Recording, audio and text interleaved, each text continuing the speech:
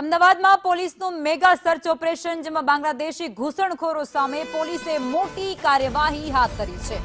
મોડી રાત્રે શહેરભરમાં mega search operation હાથ ધરાયું, જેમાં ક્રાઇમ બ્રાન્ચ જેસીપી શરદ સિંઘલનું નિવેદન પણ સામે આવ્યું છે। તેઓ કહે છે 166 લોકોએ બાંગ્લાદેશી હોવાનો ખુલાસો થયો છે અને 30થી વધુની ટીમ બનાવી અને ચેકિંગ પ્રક્રિયા રાતોરાત ચાલુ કરી દેવાઈ છે। 300 શંકાસ્પદમાંથી 166 एक कन्फर्म થઈ ચૂક્યા છે કે બાંગ્લાદેશી છે।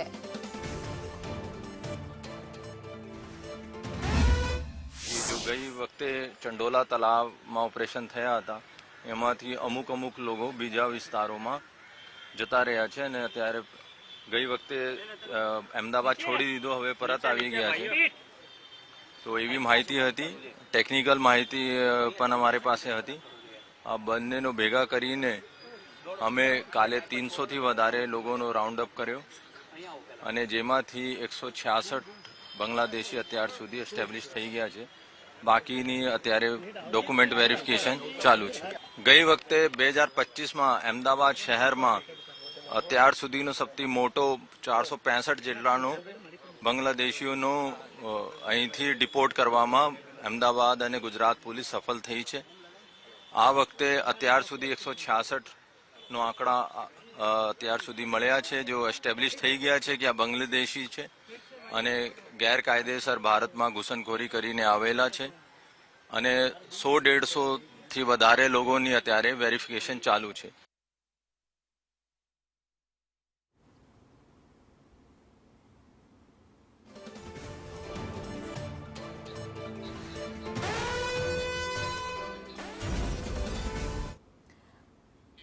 અને આજ મુદ્દે સંવાદદાતા પ્રતિક અમારી સાથે જોડાઈ ચૂક્યા છે, તેમની પાસેથી વધુ વિગતો મેળવીશું।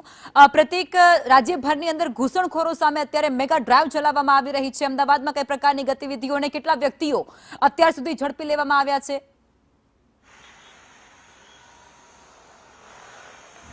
લખમાં સમગ્ર રાજ્યભરમાં આ ઓપરેશન ડેલ્ટા ચલાવવામાં આવ્યું હતું કે જેની અંદર ગુજરાતના નાગરિકોને સુરક્ષિત કરવા માટેનું આ ઓપરેશન હતું। કારણ કે એવા ઇનપુટ્સ મળ્યા હતા ગુજરાત પોલીસને કે ગુજરાતમાં કેટલાક બાંગ્લાદેશી ઘૂસણખોરો છે તે ઘૂસણખોરી કરી રહ્યા છે અને ગુજરાતમાં પોતાનો વસવાટ કરી રહ્યા છે, પરિવાર બનાવી રહ્યા છે। અને આ જ માહિતીના આધારે ગુજરાત પોલીસ દ્વારા સમગ્ર રાજ્યમાં આ ઓપરેશન ચલાવવામાં આવ્યું હતું અને જે ઘૂસણખોરો જે બાંગ્લાદેશથી આવીને અહીંયા ઘૂસણખોરી કરીને વસવાટ કરી રહ્યા હતા તેમના સામે કડક એક્શન લેવામાં આવ્યા છે। લગભગ 362 જેટલા બાંગ્લાદેશીઓ અત્યાર સુધીમાં સામે આવ્યા છે અને 700 થી વધુ બાંગ્લાદેશીઓ છે તેમની પૂછપરછ કરવામાં આવી છે। લગભગ 1100 થી વધુ બાંગ્લાદેશીઓ છે તેમને અત્યાર સુધીમાં ડિટેન કરવામાં આવ્યા છે અને તેમની પૂછપરછ કરવામાં આવી છે, જેમાંથી 362 જેટલા વ્યક્તિઓ છે તે કન્ફર્મ બાંગ્લાદેશી હોવાનું સામે આવ્યું છે। વ્યક્તિઓ છે તેમની પૂછપરછ અને તેમના ડોક્યુમેન્ટ છે તેમની તપાસ કરવામાં આવી છે। અમદાવાદ શહેરમાં પણ અમદાવાદ ક્રાઇમ બ્રાન્ચ દ્વારા આ ઓપરેશન પાર પાડવામાં આવ્યું છે, જેમાં અત્યાર સુધીમાં 166 જેટલા લોકો બાંગ્લાદેશી હોવાનું તપાસમાં સામે આવ્યું છે અને 300 થી વધુ વ્યક્તિઓ કે જેઓ બાંગ્લાદેશી હોવાની શક્યતા છે, જેના આધારે ક્રાઇમ બ્રાન્ચ દ્વારા તેમની પૂછપરછ કરવામાં આવી રહી છે, તેમના ડોક્યુમેન્ટ છે તે ચકાસવામાં આવી રહ્યા છે।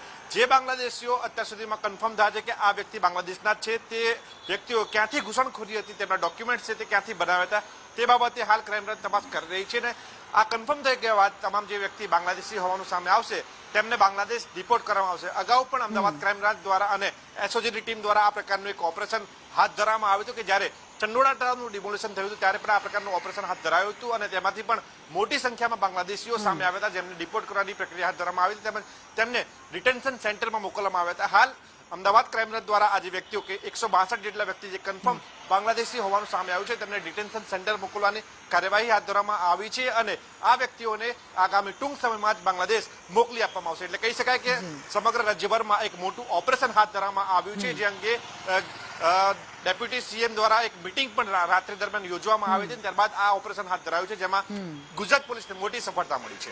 બિલકુલ, આભાર પ્રતિક, આપ